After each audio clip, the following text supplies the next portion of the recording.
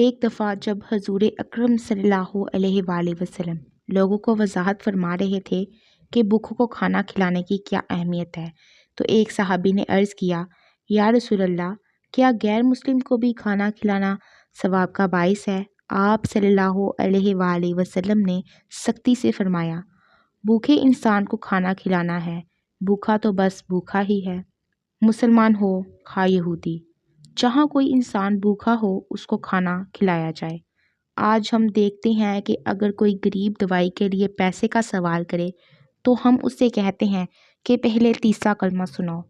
ضرورت دوائی کی ہے، وقت تبلیغ کا نہیں ہے۔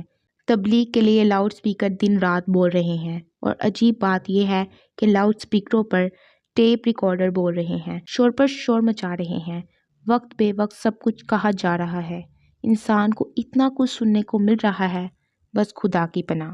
مسجدوں میں تبلیغ، جلسوں میں تبلیغ، شادی میں تبلیغ، نماز جنازہ پر تبلیغ، ہر آدمی ہر دوسرے آدمی کو تبلیغ کر رہا ہے۔ اتنی آوازیں سن کر انسان کے پاس سوچنے کا وقت نہیں اور عمل کا وقت اور بھی مشکل ہے۔ کیا ایسا ممکن نہیں کہ انسان کے قریب آ جائے اور ایک متفقہ لاہ عمل کے ذریعے قوم کو سکون کی منزل کی طرف گامزن کر دیا جائے؟ کیا یہ ضروری ہے کہ قوم حزب اقتدار اور حزب مخالف میں تقسیم رہے؟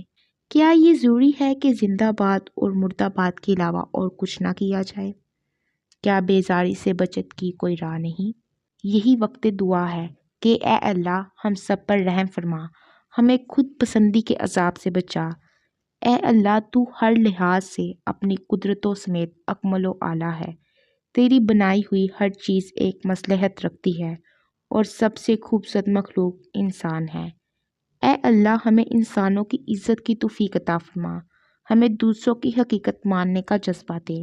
جو لوگ میرے اعتقاد پر نہیں چلتے وہ ایک اپنی حقیقت رکھتے ہیں، اس حقیقت کو سمجھنے کی توفیق دے۔